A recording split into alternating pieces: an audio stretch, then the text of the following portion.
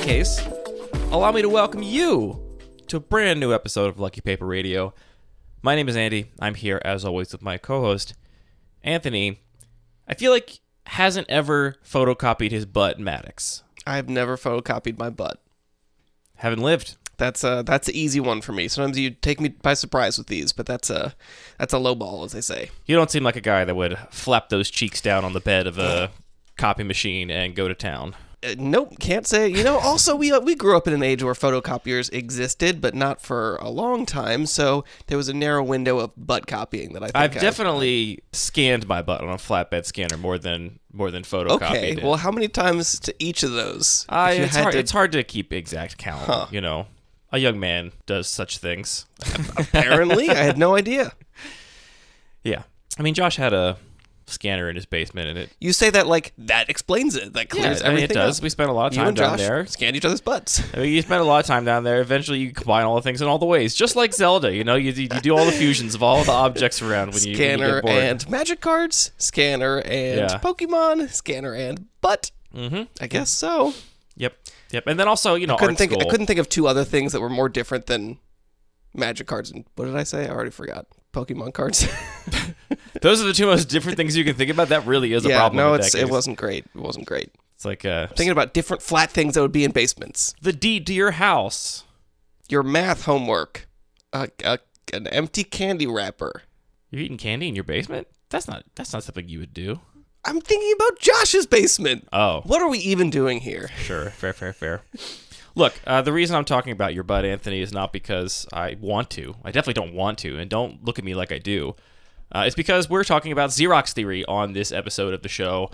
I've wanted to do an episode dedicated to Xerox Theory for a long time, and one of the reasons is because, honestly, Anthony, I feel the sands of time passing by and the internet eroding a bit underneath of us. The iconic article describing Xerox Theory, which is titled UB Trippin by Mike Flores, is not online anymore. The Wizards of the Coast just took it offline. They took a lot of articles down. Yeah. I think not totally intentionally, but obviously not.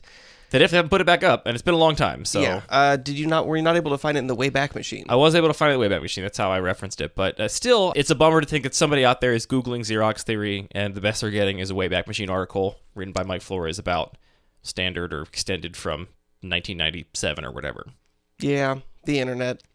I have a lot of feelings about the internet. It's so much more fragile than we think it is. And things, we feel like, you put something on the internet and it's there forever and you can never get it down. But that's actually very much not true. And it takes a tremendous amount of effort by people at the Internet Archive to maintain, some history. I mean, it's weird to call things that are as recent as everything happening on the internet history, but it very much is. Oh, no, it definitely is. But yeah, I mean... It's like the things that you want to go away don't go away. Like you post one picture of a scan of your butt. One scanned butt, yeah. It just haunts you forever, and you can't run for public office. But if you go to find out the article by Mike Flores from 2005, you just can't dig it up. And that's why you should always put a scanned picture of your butt in anything you want to stay on the internet, and that will guarantee it will stick around. Yeah, it's a real... What would that paradox be called? It wouldn't be the Streisand effect. It would be... I guess you have to be the person that got famous for scanning your butt. I think you can coin that one. Okay, cool, great. So we touched on this a little bit in our episode from way back where we talked entirely about Brainstorm for one entire episode, because part of the discussion of Brainstorm, we just talked about the value of cantrips in general, and that's where we kind of touched on Xerox Theory. But I think this is worth discussing on its own in a whole dedicated episode. I'm going to be honest, I find this term slightly confusing. I feel like it gets thrown around a lot without a lot of detail or context or nuance. I think a lot of people will refer to it just as like playing a deck that has a lot of cards. But when you say theory... A lot of cards, just a lot of cards. Playing a deck that draws a lot of cards. A lot of cards that just draw more cards. Yes, Yorian contributed a lot to the Xerox Theory by putting more cards in your deck. And there isn't a lot like that. That isn't a theory to me. That's just like a statement. It's like a style. But I feel like a lot of people throw this term around without a lot of substance to how it's actually contributing to something that is meaningful and strategic. Yeah. So I want to review the concept as laid out by Mike Flores in his seminal article. I want to talk about how this relates to cube design and maybe explore the ideas a little deeper in some ways than Mike went into. And then I also want to just talk about this theory's application in modern Magic, because the cards that Mike Flores is writing about are pretty different from modern Magic cards. And I think in practice, what it meant to be a Xerox deck around the time of that article when Alan. So the deck it's aimed after was a deck designed by a guy named Alan Comer. And actually, I think a lot of people, myself included for a while, think that the name Xerox comes from the fact that you're like Xeroxing through your deck. Like I can picture in my head like a stack full of papers that are automatically getting fed into like a, the bed of an automated photocopy machine, and like you're just going right through it. Very evocative, but not the case. It's not the case. It's just named Xerox because Alan Comer designed this deck, and it was really good, and everyone copied it, and so it was the Xerox deck. Because it's actually a hilarious like parallel metaphor to net decking. Before we had net decking, we had the Xerox machine. Yeah, that's actually pretty good. And I wonder, like, I feel like that idea wouldn't have stuck if it weren't for the fact that it also feels evocative to what the concept describes. Yeah, that's fair. So, for those that have never heard this concept before, at its basis, Xerox theory is really just describing the relationship between a high density of cheap one-for-one card draw and the land count in a deck. So if you take a theoretical deck list that's got, and these are all 60 card numbers, but let's translate them to 40 card because we're mostly talking about limited and cube here. So say a theoretical deck list that's got 23 action spells and 17 lands. Maybe between those action spells, you've got, 12 creatures and 11, removal spells or, supplementary cards. The idea is that if you throw in some really cheap cantrips, something that, costs 1 or 2 mana and draws you a card, gives you some selection too, because cards are designed to give you a little more than just a card for 1 mana, you can actually shave on the land count and play, more cards. Now, some of the cards you're playing are cantrips that are just finding the next card in your deck, but the value there is that it allows you to essentially play as a 17 land deck in the early game, right? Because you can just use your cantrips to find whatever land you need, but then in the late game, you're effectively drawing from a deck with many fewer lands in it. I think the basis of the concept is that pretty much every deck wants its second and third land in all of Magic's history. Once you get to the 4th, 5th, and 6th land drop, a lot of decks just don't want them. So you have to run enough lands to get to your 1st, 2nd, and 3rd land drop because otherwise your deck doesn't work. But beyond that, you don't want more lands in your deck. And what Xerox Theory allows you to do is run just enough to get to that critical amount. And then beyond that, just draw all action because you are drawing from a deck with very few lands in it and you're using cantrips to pick over them and get to the action spells. I think of like Legacy Delver as like the most emblematic of this. If you watch Legacy Delver matches, those often end with the Delver player having 2 lands in play because they don't want more lands. They just want blue spells to pitch to force and lightning bolts so they can get aggressive. This actually came up on a recent episode of Drive to Work where Mark Rosa was talking with Brian Weissman. Uncharacteristic of the podcast altogether, he was talking about actual game strategy, not just the design of the game. And something that came up in that discussion of card advantage was how there was sort of this like virtual card advantage that comes from basically being able to have card selection and pitching lands to effects late in the game, because at some point those lands are just not actual real cards. So much of card advantage is actually how do you not just get cards, but get cards that are actually material in some way. And I think if you compare something like Xerox Theory to just the idea of card advantage I think is comparatively very clear. It's like, yes, if you understand that base level of Magic theory that cards are how you're going to interact with the game, your cards represent threats, they represent removal spells, they represent things that are going to advance your game plan, you realize that having more cards is better. And so you can explain to somebody who's brand new to Magic why they want to play a divination, right? Like, why do I want to play cards that just draw cards? You can get them to make a little leap and realize that, oh, actually, yeah, drawing 2 cards for 1 card actually does make sense. It is really powerful. I think it's harder to understand why the 1-for-1 card draw is actually powerful for a lot of people. I agree, and I still struggle with it. Well, so I see people all the time. For me. Yeah, because I see people all the time saying, like, why would I want to play a bunch of cantrips to find my lands? Why wouldn't I just play more lands? And in the early game, that's true, right? Like, you would rather your Ponder or Preordain or Sleight of Hand or Consider just be a land in your opening hand, so you don't have to spend that mana to find your 3rd or 4th land for your deck to function. The advantage comes in all the times where you draw that card late and you already have the lands you need, and then it can be something else in your deck. And understanding that flexibility, I think, it's just a more abstract idea than just the raw idea of more cards is good. So can we take a little specific mechanical detour and talk about what actually a cantrip is? Because Are we just talking about things like Reach Through Mist, just 1 blue mana, draw a card? Or is it something more than that? Because if we're just talking about the simplest baseline of what a cantrip can be, where it just draws you a card and doesn't give you any extra control, then I'm definitely a little bit confused, because then we're basically just saying, like, sure, if I have a certain land percentage in my deck, a cantrip then still represents that same land percentage, except I have to pay an extra mana to get to that whatever. They're basically tapped lands. If you imagine your deck is all islands, now you've got to pay 1 to find 4 of those lands if you replace 4 of those islands with peer through myths. Right, or say, I start with a deck that is 50-50 lands and spells. Not ideal, but we're just going to keep it simple. If I replace 25% of the deck with Reach of the Mists, now each of those still represents... okay, it does get confusing, doesn't it? I guess those don't quite represent a 50-50 anymore, because you're somewhat likely to get another Reach Through Mist, which would then eventually, if you're spending all the mana, draw you up to 50-50. So sure. So how is this actually having an impact? Is it the fact that we're not actually just talking about cards that are this simple, or is there some other effect here? I think more broadly, first, we should just talk about what a cantrip is, and not take for granted people know what that is. The term cantrip is used in Magic to describe a card with a small effect that also has the line draw a card written on it. Yeah, sort of in line with the free spells that are your cantrips in D&D. In Magic, they are free spells in the sense of card advantage, because it's a spell that replaces not necessarily the mana cost, but it replaces the card advantage cost. Yeah, and for those of you who don't know D&D, some spells require you to use a finite amount of spell slots that you have until you take a long rest. Look, we're getting really deep in the weeds, but the point is, a cantrip of Magic is just an effect that they want to print on a card, right? You're in R&D and you want to print this effect on a card, but everyone agrees, like, this isn't powerful enough, even at 1 mana, to put on a card. It's just not enough stuff. They have this option to basically draw a card to it, and then that's a way to kind of balance these small effects and still put them on cards that make sense. If Ponder was just look at the top 3 cards of your library, put them back in any order you may shuffle, end of card. That's not a very good card. That's pretty bad. So having the ability to draw cards on top of that is where the term cantrip comes from. And they have this whole class of cards that is like exclusively meant to draw cards, right? The Ponders and Preordains and stuff, as compared to like an Expedite, which gives Decrease Your Haste, which is a small effect and also draws a card. Or Ice, right, which taps down a permanent and draws a card.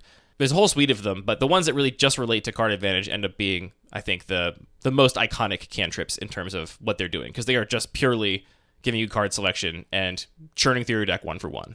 Right, so Expedite gives you an on-board effect that doesn't cost a card slot, but Ponder does something very different and also giving you card selection. So is that really what we're talking about, where you're, by being able to look at multiple cards and manipulate potentially the top of your library, actually have some control over drawing lands early in the game, and then not so much late in the game and you don't need them anymore?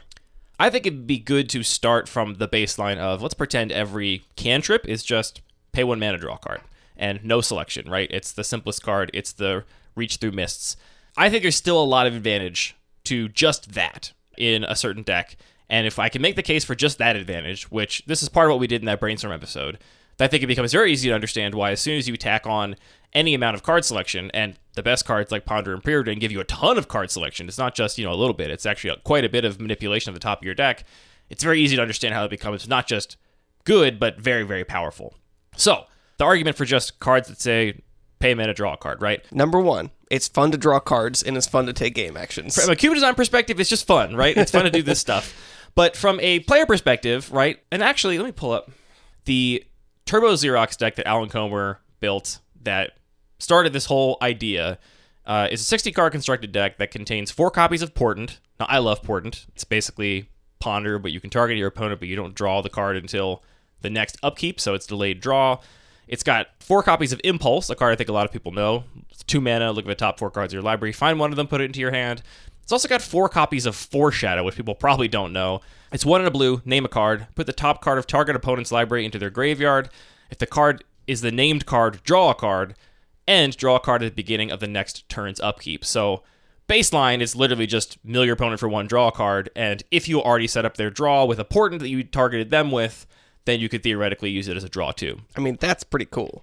It is pretty cool. It's a pretty cool setup. There might be other ways in this list. I haven't looked at all the cards to manage the top of your opponent's deck. But so that's 12 of the 60 cards that are just replacing themselves and giving some selection. Though compared to modern cantrips like Ponder and Preordain, they're pretty bad. They're not super powerful. They're a lot closer to just draw a card, especially a card like Foreshadow, which I think oftentimes is going to be just 2 mana, draw a card on the next turn, no less.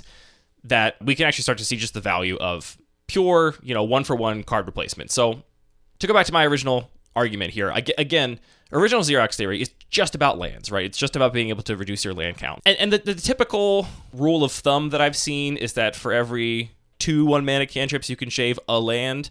And obviously, that doesn't make sense when you think about, well, what if I add 10 1-mana cantrips? Can I shave 5 lands and play? Yeah, I think a lot of those rules sort of exist on a reasonable part of a curve, and the curve doesn't stay linear. It gets extreme. That is the best way point. to describe it, yes. So if we swap out some of those cards for cantrips, again, what we have is in the early game, yes, we are taxing our land draws. So we are paying that 1 mana to just draw to the lands we need. But in the late game, even with no card selection, even if you're not looking at the top cards of your library to explicitly find the non-land cards, you are drawing from a deck with fewer lands in it in the late game, right? Because your deck started with fewer lands in it. So you're going to draw more action spells in the late game than you would if your deck had just more lands in it instead of these 1 mana draw card spells. I'm still making a little bit of a skeptical face because, again, some of those action cards are now just cantrips. Right. Great. But I think another way to look at this is just, if you imagine, take the 1 mana cantrips, just assume that you always have extra mana to spend on it, right? You can always find a spot on your curve to spend those 1 mana cards. You can just take all the 1 mana cards out of your deck and pretend they're not even there, right? And just make your deck effectively smaller, right? And if you make your deck effectively smaller, and you did it mostly by cutting lands instead of cutting action spells, what you've done is just relatively increase the number of action spells in your deck, right? Because you had 12 before. Now you still have 12, but your deck is effectively 4 cards smaller, so you have 12 in a 36-card deck instead of 12 in a 40-card deck, and it's like you have more of those cards than you did without adding those cantrips. Sure. I mean, I'm definitely with you on the consistency of the fact that it just sort of effectively shrinks your deck. Do you think that is the same as having more gas left in the deck? Relative gas, yes. Obviously, absolute gas, no. If you're worried about losing to mill, then this becomes I'm not worried potentially. about that. I'm never worried about that. I don't think about that at all. In order for this to work, though, there are a couple things that are maybe not stated. One of them is that the cantrips have to be cheap, right? If you are paying a lot of mana, like 3 or 4 mana to draw into your lands, that's just not going to work, right? Because you're not going to be able to cast a 3-mana spell to draw your 3rd land for the game. You're not going to have your 3rd land to cast it. And something we'll talk about more in a little bit is just the value of having those spells be really cheap so you can slot them anywhere in your curve and have it not disrupt your game plan. That's a really important idea. And the other important idea, which I think maybe people overlook, is that if your deck genuinely wants its 6th, 7th, 8th land drop, then I think this idea does kind of begin to fall apart a little bit, or you lose a lot of the advantage of playing a lot of cantrips. And this is, I think, one of the reasons why a lot of times these kinds of strategies are not as effective in green decks, because oftentimes your green deck does want its 6th land. So at that point, you are really kind of just taxing your land draws if you're using every single cantrip to find your next land. It's like, what is the value of this over just having more lands in your deck? And there's still more value, which we'll talk about, but that particular, being able to shave lands from your deck is not necessarily a virtue if you really do want to hit your late game land drops. True, yeah, and I think this is where it starts to become a lot more interesting to me, where we're not just saying, cantrips are good because they increase consistency and allow you to, build your deck in a better way, but there's some strategic reason that in different contexts you're going to want to do this or not. So, yeah, if you're playing this Delver-style deck that only wants 2 or 3 lands ever and just really cares about a different resource, cares about cards that you can pitch to force and things like that is the choke point for that deck, then yes, you do want to do this. But if instead you're trying to actually get a bunch of resources in play, you're going for a bigger game of Magic, then maybe you don't actually get that much value out of it. Yeah, or the value's at least different. And I think like the Delver example is like the peak, right? That's where you really abuse this the most. And that's where the concept of like your deck needs to have your first 2 lands, otherwise you're not going to be able to cast any spells, right? So if you plug it into the hypergeometric calculator and figure out how many lands you're going to need to reliably have your first 2 land drops in, the first turn of the game or second turn of the game, that's going to be some number. And that number is more than the deck you want to draw from for the rest of the game. The deck you want to draw from after you have your 3rd land in play in a like Legacy Delver deck is just no lands, right? We want no lands in that deck anymore. And so that tension of you need enough lands to hit your first couple lands, but that's way more than your deck actually wants in the mid and late game. That's where the lowest level part of this value comes into play, I think. Do we have to talk about why having a smaller deck is more powerful? Should we not take for granted that is meaningful? What's the conspiracy that says you can play 35 cards instead of 40? It's not power play. Power play is the one that says you can go first, right? Decree, it's proclamation, advantageous proclamation. Advantageous proclamation, that sounds right. It's really powerful to get to play a smaller deck. You can take this idea to the extreme, right, and look at like the Degenerate Microcube, where you start with half your deck in your opening hand, and the amount of consistency that provides means that cards just always function, you never get mana screwed for the most part, and your deck just always does what it's supposed to every single time. You always find your key cards by the turn you need them, And compare that to like a 100-card EDH deck, and the whole point of it being 100 cards in Commander is that it adds a lot of variance. Your deck is not that consistent because you have a 100-card singleton deck, you're drawing different parts, but every single time. We'll ignore modern Commander card design maybe for purposes of that argument, but the whole point of that, it adds a lot of variance to your deck, and that means that it's just less powerful. So having a smaller deck is a really big advantage. Yeah, I mean, another way you can think about it in Cube Draft specifically is if you take your draft, take the cards you're going to include in your deck, and then just imagine... take the bottom 25%, the 25% that are least powerful, and just get rid of those, and you're just raising the power level of your deck by a bunch. And I think that applies to Constructed as well. If you just care about specific, interactions between two cards, you just that much more consistently have those two cards have access to them at the same time. And that might be unintuitive, honestly, because I think a lot of people, at least the emotional reaction is like looking at this pile of cards, I just took cards away that do things, right? Especially if you're talking about things that have narrow effects. It's like, oh, I cut my one disenchant. Now what happens if I run up against somebody that has a powerful enchantment? Or I cut one of my removal spells. Now I have less removal. Right, you can answer fewer threats. You actually have less removal is the thing.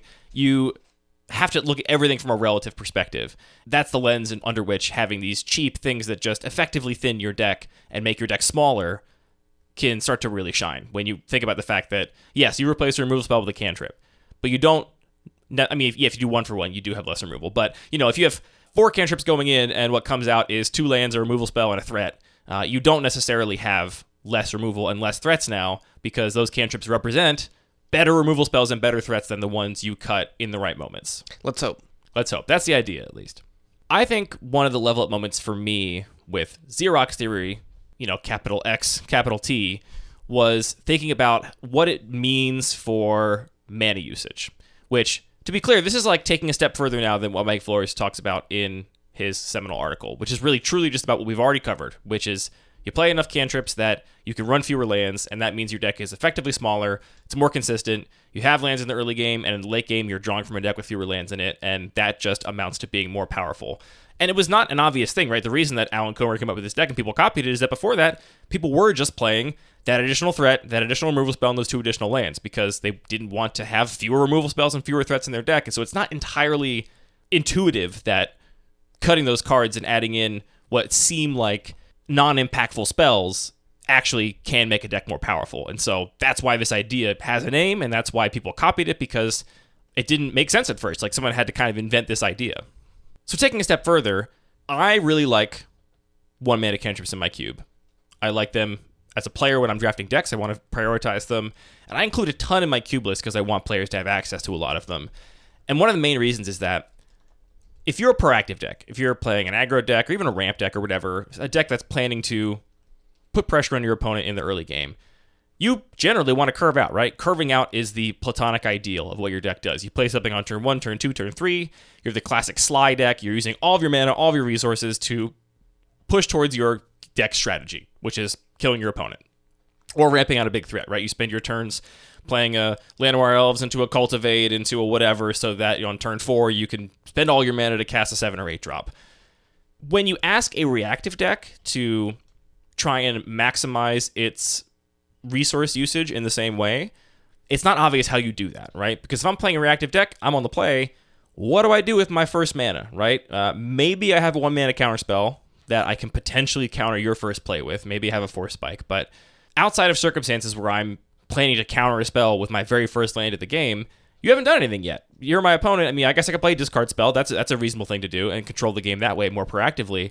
But if I'm playing a reactive deck, not a proactive control deck, then I don't do anything with that first mana, right? I wait for you to make the first move, and then I deploy the correct answer at the right moment.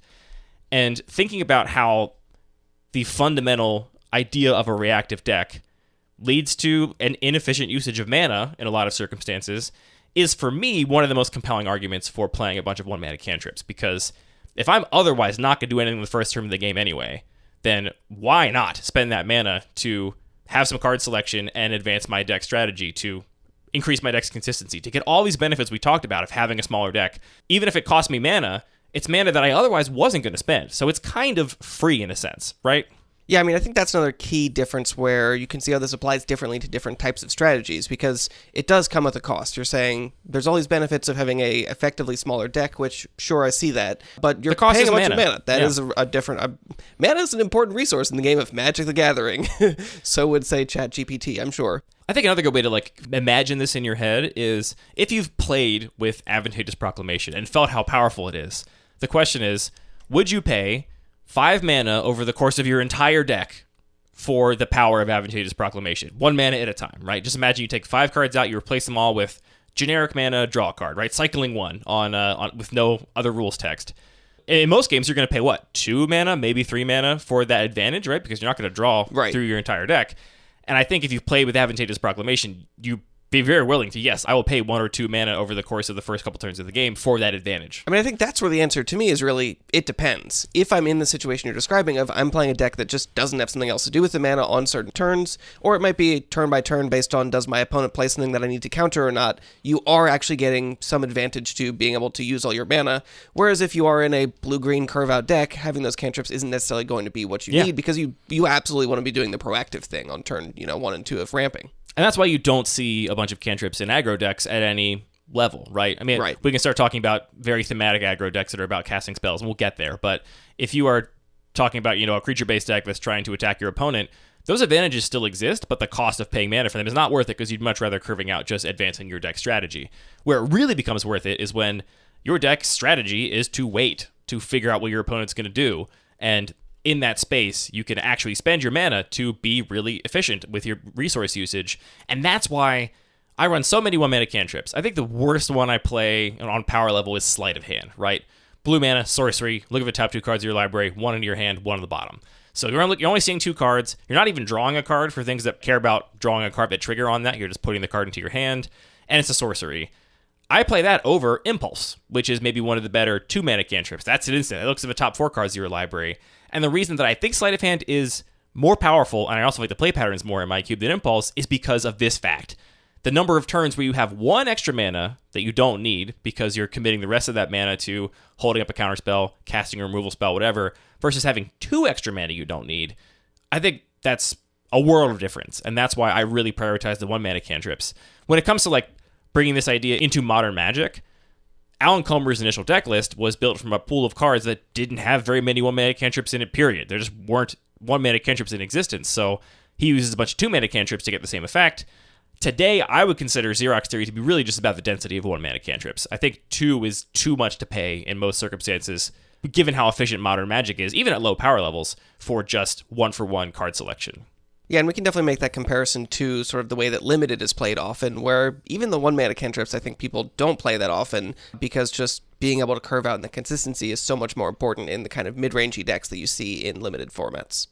So basically, because reactive decks don't curve out in the same way, right? You are very rarely going to have the opportunity to go turn 1 removal spell, turn 2 counterspell, turn 3, another removal spell, because that idea of curving out is dependent on your opponent casting the right targets at the right time for you to have things to use your spells on.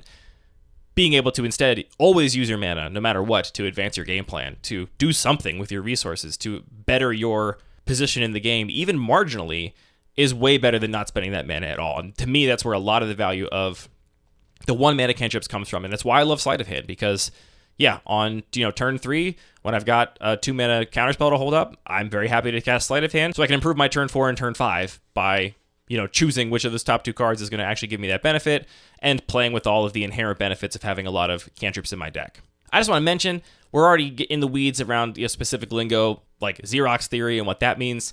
To me, this is how reactive decks can stay up on tempo. To me, using your resources every turn to advance your deck strategy, that is the most distilled basic version of tempo. Your deck is doing its thing, and you're not wasting resources. And so I consider a deck having a lot of 1-mana cantrips to be a concession to tempo. And in a cube like the Bun Magic cube that's a lot faster, I think it's way more important to have these kinds of cards there than it would be in the regular cube. Because in the regular cube, you can afford to maybe not be as efficient and maybe not use all your mana on a couple turns of the game because the game's going to go a few turns longer, the threats aren't as overstated, and so you don't need an answer by the same turn of the game because you only stand to lose an extra 3 life instead of 6 life to get to 1 more hit from that thing before you find your removal spell for it.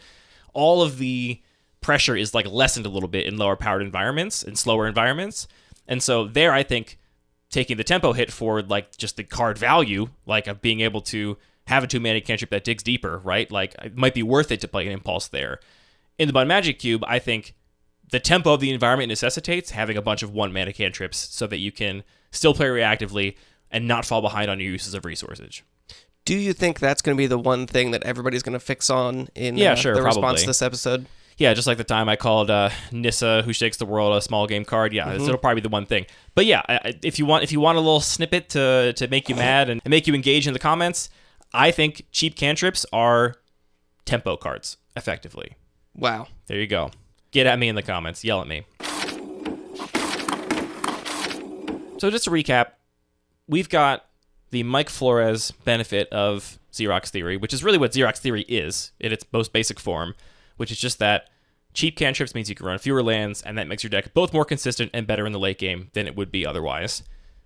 On top of that, we have this idea that if you are playing reactively, as blue often is in Magic's color pie, blue decks tend to be the decks that are playing more reactively than other colors, then cheap cantrips allows you to curve out, use your resources more efficiently than you otherwise would be able to do it. So you're getting those advantages that Mike Flores talked about at oftentimes very little or no cost, because the mana you're spending is mana you otherwise couldn't spend on something else. Compared to like an aggro deck where, yeah, you don't want to take a bunch of threats out of your aggro deck and throw a bunch of cheap cantrips in there, because then you are spending important mana on early turns of the game that you would rather be spending curving out on your threats to make your deck function. You don't have that extra mana left over, so the cost is steeper for you. For sure. Going one step further, in Modern Magic, we have a lot of payoffs that make a card that just says 1 mana draw a card, put this spell in your graveyard, make that spell a lot more powerful than just having more lands in your deck. Yeah, I mean, this feels like a totally different concept to me almost, where as soon as we start talking about the mechanical interactions between cards that just say you get something when you play a spell, I mean, even when I'm looking at this original deck list, I do see a lot of interactions between these cards that feel more synergistic than just about controlling draws and controlling your land count, because there is a bunch of Force of Wills in here. There is, Foreshadow with Portent, and when you just start increasing your spell count... And Memory Lapse, too. That's the one other thing you can put a card on top of your opponent's library. You Memory Lapse, then you Foreshadow. So, and, reducing your land count, replacing that with these, coupon cards that are some fraction of a land that also can pitch to Force of Will, that is a really relevant interaction, which I haven't seen this deck in action. I don't know exactly how it plays, but I could imagine a lot of those synergistic interactions are a big part of it. And we'll link to the Wayback Machine page that has the original article in it, but the list we're talking about is a 60-card deck that has 17 lands, right? And that's how many lands you are typically supposed to run in a 40-card deck, which really tells you how deep this deck has gone on, yes, I'm going to find my third land because I'm going to have ways to draw it. Like, mathematically, I'm not going to have my third land in hand by turn 3 very much of the time until you take into account how many cards I have that dig me further in my deck to find those cards. Right, so as soon as we're talking about the Modern Magic and these interactions, I mean, this is going to be a big bucket of some of your favorite cards. Yeah. And it's both, things that care about just resources, things being in the graveyard, things that care about spells being cast, things that care about drawing a card. All of these are cards that are just, again, a reason to have basically these enablers that function as a fraction of a land and fraction of a spell, but are also, just creating these incidental benefits with everything else in your deck.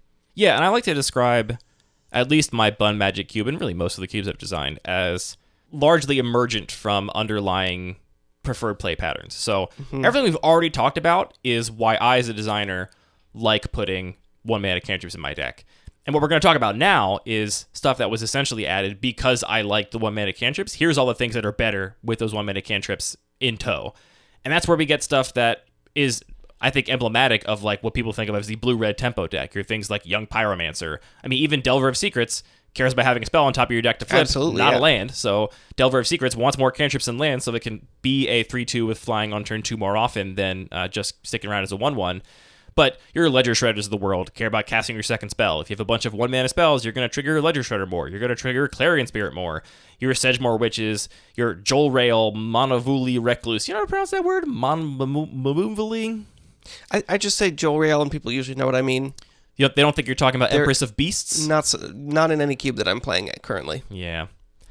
So these cards all build on the foundation we've already laid of Having cheap cantrips makes your deck more consistent, lets you play fewer lands for decks that want to take advantage of that. Playing cheap cantrips lets you maximize your mana usage, even if your deck is reactive. And now we're tacking on the fact that all of these cards effectively add more rules text to all of your cantrips that make them actually powerful. They're actually board impacting now. Now all of your cantrips are actually 1/1s. They're 1/1 elementals, or they're, putting a +1/+1 counter on your Ledger Shredder and giving you more card selection and more cantrips to dig you deeper and deeper into your deck. And these things all, I think, make for what I think a lot of people think of as like a tempo deck now, where they think of a deck that plays snowballing threats, or even just like, I think Monastery Swiftspear fits into this category, where if you're just playing a couple cantrips every turn, you just have a 1-mana 2/3 or 3/4 that gets to attack every turn. Even though it's not strictly snowballing, it just meets what your deck strategy is. They take advantage of the fact that you're already playing these cantrips for other reasons and give you additional payoff for it. I've never framed it this way before, but I love the idea of thinking of when I have a young Pyromancer in play, all of my cantrips are now just, 1-mana broken Elvish cards. Visionaries. Yeah, they're really, really strong cards. On top of that, I think actually the most powerful cards that abuse this are not cards that trigger when you cast a cantrip, but cards with like Delve and Delirium that just say, okay, now you played a 1-mana spell to find your third land instead of just having extra land in your hand. But that also just discounted your Treasure Cruise and, effectively act as a Lotus Petal on top of finding your third land. Now you have a 1-mana Lotus Petal that also drew you your third land, forecasting your Treasure Cruise specifically. And then turns your Treasure Cruise into a 1-mana cantrip, and it just keeps going. Yeah, and then you're living the dream. Your Treasure Cruise is now a cantrip that also says draw 2 cards on it. Great. That's the best way to think about Treasure Cruise. These cards just didn't exist in the era of Magic that this article was initially written about and that Alan Comer was building his deck in. We didn't have cards that took advantage of taking all these game actions, filling the graveyard, drawing a bunch of cards. The best payoff was just making your deck thinner. Now there are so many more payoffs, and we have so many more powerful 1-mana cantrips that there are just so many things stacking up on the pile of reasons why Sleight of Hand is powerful that I think it really starts to paint I hope it starts to paint a picture for people listening as to why I love playing a deck with 6 1-mana cantrips in it. And I see comments on the YouTube where I will draft a deck with a bunch of cantrips. People will say, like, why do you have so many cantrips? That you don't need more cantrips. You already have 2. That's enough. And all of the things we talked about here... The answer is because you want to. Well, I mean, it's because I want to. I'd love drafting decks like this for sure. But I do think it's oftentimes strategically correct for all the reasons we mentioned. Because making my deck 6 cards smaller instead of 2 cards smaller is a huge power boost when I am trying to combine my cantrips with my young pyromancers, or I'm trying to find my Monastery Mentor and also have my free counterspell in hand to hold up when I play the Monastery Mentor. So when they try and remove it, I get to foil that and also make a prowess token. Like, it makes your deck, it's like the lubrication that makes your deck run, and then your deck also turns the lubrication into powerful fuel. It's a weird engine. I don't think that's a metaphor that any engineers listening will appreciate. You're burning oil, and it's good. Not bad for your deck. Do you think this argument is clear? I definitely see... I mean, it becomes very obvious when you start talking about things that are actually paying you off for having a bunch of cheap spells, either as a resource or because it's triggering some abilities. I'm still a little bit skeptical just on the value proposition on how much mana you're spending on just having a bunch of cantrips in your deck that are not contributing to any of those things, but maybe that's just my limitation as a Magic player. I wonder how we can get you there, And this is or actually... you could just keep letting me play like blue-green. Actually, I almost never play blue-green and did for the first time in a while last night. And yeah, I didn't want a bunch of cantrips. I just wanted to be casting my creatures every turn and using all my mana as much as I could. Yeah, I think blue, when paired with green, often becomes about card advantage and not Xerox stuff. Because your green deck often wants its 5th and 6th land. And so what you want is, once I've ramped and dumped my hand because I've played cards to the board and now I have nothing left, what you want is things to refill your tank, and you want the divinations more than you want the peer through mists, because that's just how that deck functions, right? And it's important to recognize that this is not like a universal, like this Xerox theory is not just like a slap it on any deck and it makes your deck better idea. It's that in specific contexts you can use this to make your deck more consistent and more powerful in a way that is, again, still I think pretty unintuitive. And it really comes up when you are staring at your draft pool and saying, like, well, do I cut this, like, pretty good removal spell from my deck because it's the worst removal spell and instead play Sleight of Hand over it? Like, that just feels bad to a lot of people because they're imagining all the game states where they would just rather have their I don't know, what's a bad removal spell? They're open fire in their hand instead of sleight of hand, and it feels bad to put it in the sideboard and effectively take more removal out of your deck because it doesn't feel right. You don't feel the relative benefit of it until you have played with this kind of strategy a lot, or really just, fallen in love with one mana cantrips like I have. I will never cut a one mana cantrip from a deck that is reactive, that has some of these payoffs from it, because I think it's just so valuable. So another wrinkle to this that I think we're going to get people asking about is the ones that really are extremely powerful, the ones that offer card selection. And people are going to say Peer Through Mists is very, very different than Brainstorm. Brainstorm is just kind of broken in itself. And if we are talking about these cantrips that actually offer you a lot of card selection, couldn't you also argue that as much as you can cut down on your land count, you could also just go up on your land count if it's, really important for you to hit your fourth land, but no higher. And then those cantrips will also offer you the card selection to then be able to control not drawing too many lands in the late game. Yeah, for sure. I think if you're playing like a control deck that is planning to cast 5, 6, 7 mana planeswalkers as your finishers, because that's what the environment you're playing allows for, and that's what your win conditions are, I think you do want to still play all the one mana cantrips you can get your hands on, because if you're a control deck, even just imagine you have your board wipe in hand and your opponent spends the first 3 turns of the game playing creatures. You don't want to you don't want to remove those creatures. You don't want to, burn in 1-for-1 removal spells. You just want to keep drawing cards and waiting to play your board wipe and 3-for-1 them. And if you can, in that time, also be shaping your hand for what happens after the board wipe, or obviously the slightly less ideal scenario, finding that board wipe on time so that you can actually, wrath away those creatures and not be killed by them. You still want all those one mana cantrips in your deck, but I don't cut as many lands, certainly, from my control decks that are planning to play to the really late game because of that exact reason. You can afford to be higher on lands, and you just don't draw them when you don't need them because you have that same selection working the opposite direction. Right. It's really only when the deck is a more proactive deck playing a bunch of these cantrips, or that's really the difference, right? There is this spectrum of how much value you're getting out of the cantrip. Is it the land thinning value, which I think is more relevant in a proactive deck that has other reasons to want to be casting these spells, some of these payoffs we mentioned in these modern card designs? Or are you the more reactive deck that is the main benefit is actually the mana usage? It's I didn't have any use for this mana otherwise, now I actually have something to spend this mana on, and that's a benefit to me. And I think there's no one deck is all the way on either extreme. You're somewhere in the middle, you're getting some of each benefit, and learning how to evaluate that for your given deck, I think, is an interesting skill. Sure, and I think that makes a lot more sense than why you're talking about a tempo deck, because you can talk about a control deck that's trying to go into the late game and do big stuff as a reactive deck in a way, but it's not reactive in the same sense of, really trying to make use of small amounts of mana through sort of the early and mid game and develop advantages that don't depend on a ton of resources in terms of mana. Yeah, I think it's comparing a blue-red tempo deck to a mono-white aggro deck. They're both proactive. Mm-hmm. The difference is that the blue-red deck in a lot of environments wants to play 1 or 2 threats and then protect them and remove their opponent's blockers and use that as a way to control the game. They're basically going to play a control deck that's going to control the game for a short bit of time in the mid-game, and they're going to do that while have a couple threats in play, and that's going to end the game, basically. Right. We're having a proactive game plan that depends on playing a lot of reactive spells. Yeah, your game plan can involve a bunch of counterspells and still be proactive if what you're doing with those counterspells is just protecting your great one-drop you played and winning the game with it. But here's why I think it's important, right?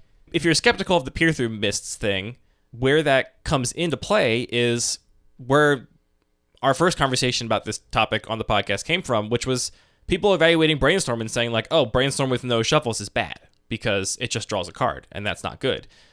Obviously, it does more than draw a card. It draws you 3 cards, puts 2 back on top. So it still finds, the card you want earlier if it's the couple cards down. If the game isn't going to go more than 2 turns, it's still giving you a lot of flexibility. Right. But I think where a lot of people's criticism of that comes from is because they rate just 1 mana draw a card as really bad. And the reality is that there's not a lot of cubes playing Reach Through Mists, right? Because compared to other things you could be playing, it's not exciting, it's not that powerful. But that doesn't mean that the card is super bad for a given deck, right? There's plenty of decks that I draft in my cube that if at the end of the draft you said, hey, you can have as many Reach Through Mists as you want, where I'd probably put a couple in because what I really want is more 1 mana spells, and that's just good enough for my deck. So the cards earning their slot in a cube or a constructed deck, right? I think so much of cube design is informed by constructed, and in constructed, you get your pick of the best spells. So you're obviously playing the best 8 or 12 cantrips that you have available to you, which is why so few cubes, I think, run sleight of hand, because you don't see sleight of hand in Constructed, because it's competing with 4 ponders, 4 preordains. Well, it depends on the format, if those cards are restricted or banned. But, it's competing with 4 of the most powerful cantrips in that format. And so you just don't get that deep down to those slightly worse cantrips, even though the role they play in the deck is fundamentally the same, and they're just a little less good at that role. I don't think the deck will get monumentally worse if you replace all the cantrips with 10% worse cantrips, Okay, that's the new thing that people are going to get stuck on. Whatever. I'm stuck on what people are going to get stuck on now. People talk about in Legacy the right, mixture of preordains and ponders to run and why. And I think that edge is small and ultimately probably has an impossibly tiny impact on time-traveling supercomputer win percentage, I have no comment on the correct ratio. Yeah, I definitely don't either. So anyway, that's why I think understanding that concept at a base level is helpful, because it informs things like how powerful is a baseline brainstorm with no shuffle effect. And the answer, I still think, is very good, because even if you have no shuffle effect in your whole deck, which, by the way, most decks have some way to shuffle even if you have no fetches in your cube, but you can almost always find a way to do something with the top cards in your library. You can scry them away with another spell, or mill them or whatever. I talked about this in that brainstorm episode where I've played decks in your cube which has only 10 fetch lands in it, or I think 8. It's got very few fetch lands in it, but I've played brainstorm very successfully in the cube and just constantly found ways to clear the top cards in my library if I wanted to. But understanding that the baseline of just drawing a card is really not that bad. I think honestly that's kind of what Xerox theory comes down to, right? All these theories, all these concepts are abstractions of common patterns in games of Magic. And in order to describe the abstract concept, we have to just kind of lump cards together in buckets. Here's the 1 mana cantrip bucket. Ignore whether it's a portent or a foreshadow or a brainstorm. These cards perform a role in the deck. In the same way that if you're talking about who's the beatdown, your 2-drop that's meant to attack is somewhat interchangeable, right? When you're describing board presence and your clock, right? Obviously, in some circumstances, that 2-drop's going to be better. It's going to be a Tarmogoyf or it's going to be a Grizzly Bear, right? But in terms of describing the abstract concept, the actual card text is kind of secondary. So to me, Xerox theory is about that concept that doesn't care about how powerful the individual cantrips are. Because obviously, constructed decks, you're going to play the most powerful cards. And if you print one really busted cantrip into Standard and the next one is really bad, then no amount of Xerox theory is going to make people play that really bad cantrip over the next best non-cantrip spell that happens to be in that constructed block, right? You're going to play the best cards in your constructed deck overall. This informs what those best cards are, but the underlying theory for me still holds up in the sense that if you just look at these cards as their abstract buckets, and I like the example we had of just take 2 lands, a threat, and an answer out of your deck and replace it with 4 cantrips, and if you have the same deck otherwise, and think about how that actually affects the density of each of those things and makes your deck more consistent. I think the abstract idea is still very powerful. I like the framing you just said of drawing a card is not that bad, because often you're in a game of Magic and you really need to draw something in particular in order to get out of a bad situation, and when you draw a cantrip, it's okay, at least I get another shot at it. Yeah. And sometimes many more shots if the cantrip is really good. Nope, never works. Cast it, don't draw the thing. I'm only self-conscious about these episodes because there's a certain type of topic that I think is best suited to a podcast episode. And frankly, I don't think that Xerox theory is it. I think this concept is better described by an article. And honestly, I really like Mike Flores' article, but it is showing its age. There's so many things about modern Magic it doesn't touch on, and the examples are not relatable to modern Magic players. So, honestly, this maybe is better as an article where it can be edited and reviewed and we can make sure that everything's been covered clearly. And I'm not sure we have done that with this episode, but we definitely tried. And it's much easier for us to it's much easier for me to make a podcast than it is to write an article. So that's what you're getting for right now. I'm definitely self-conscious that we didn't cover everything or something was unclear. The questions I often see people ask about the Xerox theory usually relate to why would I want to pay to draw a land instead of just putting more lands in my deck? And I think we covered why you want to do that, right? I think so. And the answer is it's complicated. The other way I've seen people describe that same idea is oh, you're just filling the deck with a bunch of air, and you don't need air, you need action. Mm-hmm. And again, you want a deck that can afford to pay to work through that air, right? You don't just want to put air in your curve out aggro deck or your big ramp deck necessarily. But if you are in a deck that is either taking advantage of the air and turning it into action because you have Young Pyromancer and you have Monastery Swiftspear, or you're a deck that is playing really reactively, therefore can afford to pay to make its way through that air and find that smaller deck within it. Can we call it Gunk after the Gunk Slug, which just shuffles a bunch of cards with cycling into your opponent's graveyard or into their library? Is that actually like a mystery playtest card or whatever? It's called Gunk Slug? Gunk Slug, it's very good. When it enters the battlefield, create 3 Gunk token cards and shuffle them into target opponent's library. Gunk is a colorless sorcery card with no mana cost and has cycling 4. Oh, that's really bad. Yeah, 4 is rough. At first I was like, it doesn't sound so bad. Like if it's putting like 1 mana cantrips in It'd be more fun if it was like 10 1-mana cards, I think. That would definitely be more fun. Then Your you at least opponent get gets to take a lot of game actions. actions. Yeah. It would not just, yeah. That'd actually be really interesting. What an interesting, like, experiment there. And do those tokens you create, they are sorceries that go to their graveyard and can be delved away, right? Yes. There's actual physical sorcery, card. but it has no mana cost, so you can't cast it. It only has cycling. Right, so you're never getting a spell cast trigger, but also it can't be countered. It's funny it's a sorcery with cycling because you can do that at instant speed. And also it can be an enchantment with cycling. It doesn't matter what card type it is. Mm-hmm. Gunk. There you go. Could be a planeswalker with cycling 3 and no loyalty abilities and no rules text. That would work differently with yet another Aether Vortex because then all the Gunk would be milled automatically. That's true. While we're thinking in unrules and that's territory. That's why we never say something is strictly better, because there's always an edge case where you're wrong. I hope this serves as a like decent primer for somebody that is unfamiliar with this theory or maybe has heard about it but doesn't understand the value of it. And from a cube design perspective, I really like taking game actions. I think game actions are fundamentally fun. It might sound stupid. It might sound like we're making a joke. I'm not. It's kind of a joke, and it's mostly not. I don't think it's a joke. I think it is fun to take game actions. I want my players to have decisions related to sequencing on the first couple turns of the game, and a bunch of cheap 1-mana spells does that. It's like, should I remove that threat and save myself 3 life, or should I play this cantrip and improve my next 3 turns instead? I like those decisions, and drawing cards is fun. It's also just a very decision-rich way to play. If you have a bunch of cheap 1-mana cantrips in your deck, you can kind of... Your deck is a little bit of a transformer, right? Where you're paying this tax to make your deck smaller. You have to pay for these cantrips with mana, but in exchange, you're drawing the right parts at the right times, and your deck is a little more flexible in terms of what it can be. You can play a more controlling role if you want to play controlling. You can play a more proactive role if you want to play proactive. And I think that flexibility is a really cool thing from a design perspective to give players access to. Sorry, I'm stuck reading the detailed rules notes on Gunk Slug. You want to share with the class? Nope. I think 10 1-mana cantrips would have been better than 3 4-mana ones. I agree, and that's why they make the playtest cards, because now they know that. And when they actually print the real Gunk Slug, oh boy, they will do it better.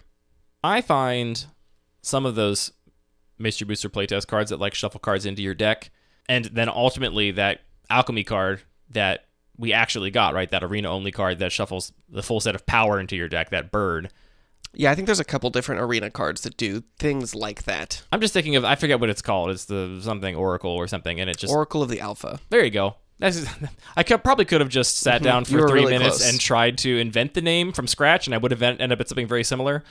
But it's a very cool thing to me. Like, I have definitely thought of having that as like a, sometimes treat. Like, some people have like, their pack of 8 Cogwork librarians, and sometimes they just let everyone have one at the beginning of the draft before the draft begins, and that's like a variation of the cube they can do. I like the idea of just having like, sometimes I want to throw this in there and have my proxied power, and just, you get to put power into your deck. What does that do? I think that it would actually be pretty bad because it's a 3-mana creature, I think. So at that point, you would need to be really wanting to hit your 5th mana on turn 4 for that to make sense if you're drawing one of the Moxen. So it's really only great if you then hit Ancestral Recall, or I guess if you put it in like a blue-green deck that's really going to be able to draw a bunch of cards and take advantage of all that ramp. Or something that cares about artifacts. True. Paradoxical outcome looking really good in my Oracle of the Alpha deck is all I'm saying. Okay. And Time Walk and Ancestral, I mean, just shuffling those 2 in. Like, even if you essentially treat the other ones as gunk. Right, I kind of tried to do the math on that of like, okay, so some of the time I'm going to draw the Time Walk and Ancestral. Does it also shuffle a copy of Time Twister in? Probably. That would make sense. Anyway, if you treat the Moxen and even Lotus as gunk, because mana sources in the late game maybe not what you want to draw, I think it might still be worth it for Time Walk and Ancestral specifically, because those cards are broken, Anthony. Tune in next week for the Gunk Cube, where we explore mutating decks that change over the course of games. Man, Did you vote in today's CubeCon poll? I have not yet. I'm pretty sure I know who I'm voting for, but I do want to give some due diligence and read everybody's description. I had a hard time because I really liked 3 of the 4 cubes that were up for today's poll. I won't tell you which one I didn't like. See if you can figure it out. Oh. One of them was by Donald K. Magic, and Donald K. Magic is getting my vote. Donald K. Magic has done so much for this podcast, and his cube looks great. It's sick. It's not Seems like very cool. It's Yeah. not like I'm just giving it to him because I feel like we owe him for all the show notes. Which we do. It's actually a great cube. But the other ones are also really cool. And if you don't know, the first one says like this is inspired by the Turbo Cube by Anthony Maddox, and it's talking about the rules modification. They're really cool. One of them is that you just have a. This is why I have to do my due diligence just to punish myself. Some of the rules modifications were really cool, and I was so excited to see. We've talked about how rules modifications are great because it demonstrates the fact that we're all just playing a game and you can make up the rules and you're not like married to this game system and it's fun to like tweak the knobs on it. We've also talked about how rules modifications have a big cost, and if you're just trying to get people to play your cube, I have often balked at rules modified cubes. I've been like, I'm not interested in trying to do mental gymnastics right now to figure out how cards work. I just want to play Magic, and I don't want to explore this new world. And frankly, I think we can and maybe should do an entire episode on just what are the challenges of doing custom rules and custom cards and alterations to a cube. And honestly, one of the biggest things for me is that if I look at a substantial rules modification, I look at the designer and I say, are you smart enough to have done this and not just broken the game? No. Because it's so easy to just break if you had done the Turbo Cube and just stuck in walking, I guess not walking ballista, some of the things that just go infinite immediately. Basalt monolith and sure. monolith. If you just stuck in some things that just were broken, which I think would be a lot of people's first inclinations, then it's a garbage environment because whoever has them just wins and it sucks. Yeah, I did miss Thassa's Oracle and Trade Routes. And I love friend of the show Zach Barish's Cascade Cube. I think Crashing Footfalls is a mistake and needs to come out of that cube before CubeCon. And that's the example of the kind of thing where you just Crashing Footfalls me. This sucks. This is not fun. This is not real Magic. And it's because you changed the rules and now this guy's deck is unbeatable. So that is a consideration I have with rules modified cubes. But seeing the rules modified cubes that were up in today's poll, I was like, these are all sick. Well, except for one of them. Oh no. I was really in love with a lot of them, and it was really cool to see the space people are exploring in cube design these days.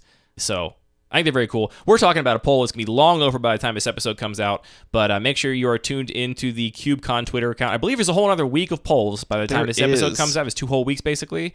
The fireworks have been flying out there. It's been mad out there in those streets. Even if you're not going to vote in the polls, even if you don't have a Twitter account, check out the MTG CubeCon Twitter account and look at the cubes that are up for contention, because I think it gives a really cool sampling of some of the more invested members of this community across the entire cube spectrum. And if you're listening to this on Monday, the day this comes out, or Tuesday's gonna be a really cool cube. The Reading Rainbow Cube, designed by one of our close friends, is gonna be up for the vote. We've talked about the Reading Rainbow Cube here. That was a I want to give a plug. I'm going to just be shameless about it. Oh, for sure. Go vote for that cube. Yeah, for sure. Talk about a rules modified cube that when I heard about the rules modification, I looked at Daniel and I said, Daniel, this sounds bad. I think you've messed it up. And then I was totally wrong. I had to eat my words because that cube is, I think, one of the most elegant and brilliant subtle rules modifications. So, and what's great about it is it doesn't... You kind of have to opt into thinking about it a lot. There isn't something that you have to keep track of that's extra. It's just this extra land starts in play, and here are the cards you're drafting with. And that's all you have to keep track of. But there's so much complexity that comes from that really simple change. I was in a bracket with Dom Harvey's Brawl Cube, which I think is one of the best examples of a thoughtful approach to a commander cube. I'm not sure if you looked at the full description, but basically it was a situation where you can play a creature as your commander. It's basically just original companion rules. You can cast it once from outside the game, just once. There's no going back to the command zone and the command tax. There's no color identity. So it gives you the benefit that constructed commander decks benefit from, of having this build around essentially that you always have access to, but without any of all that extra baggage. So I thought that was a really cool way to handle it. And it's nice that companions came along and gave us precedent where you can actually say, hey, this is a thing that Magic has. So it's not a commander, because we all know a commander has all that extra baggage. It's actually a companion, and just play your companion once. That's what you get. I thought it was a really beautiful execution of that idea. And I wish it wasn't in my bracket, so I could have voted for it. Right? Which we should say congratulations. That was Oh my a really, God. really tough bracket Jeez. you were in. It's unfortunate we can't have all those cubes there. I think actually all of them are going to be there. Okay, great. Which is actually good because I didn't want to say it because I thought it would sound like I was blackmailing people, but I probably would not have brought the Bun Magic Cube if it wasn't in the official event. Yeah, that would have been some kind of emotional.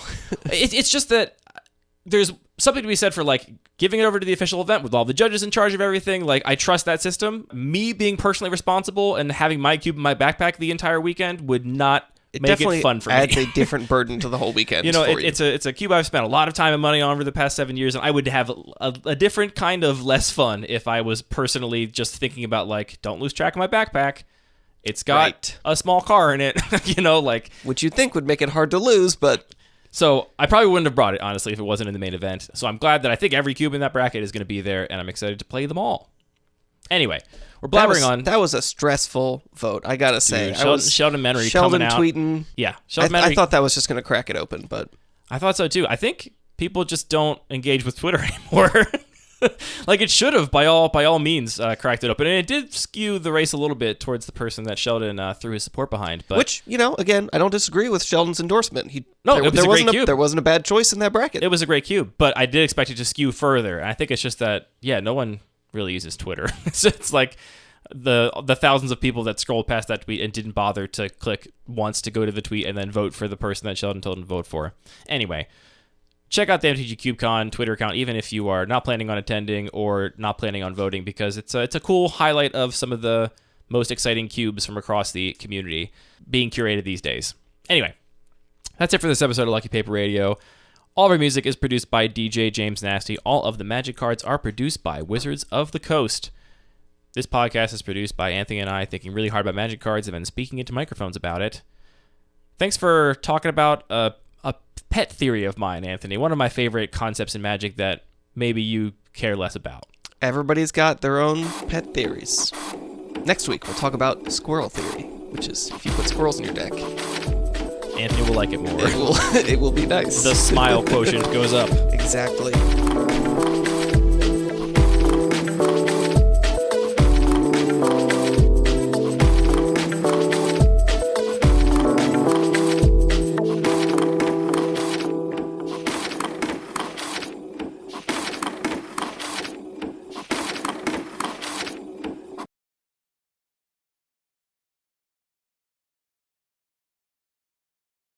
If we just talk about what is the simplest cantrip, just a peer through the mists, is that just one blue draw card? Peer through depths, I think? Peer through depths? You want to look it up? You have a computer in front of you. I do. It's reach through mists and peer through depths, right? Peer through depths. And is it peer through the depths? Reach through mists. No the. In either. In either. Okay. So it's peer through depths. Is the reach through mists. Is the closest we have to no reach through mists. Oh, what is peer through depths? That's the 2-mana do. Oh, darn. Other stuff. And there's the third part. Okay. A few minutes later. Yeah, there's not a lot of cubes with peer through depth. Reach through mists. Reach through mists? Is reach through mists not peer through depth? Yeah, we keep saying it wrong. Wow, we got this card name wrong a whole bunch. Oh well, I'm not going to edit all that.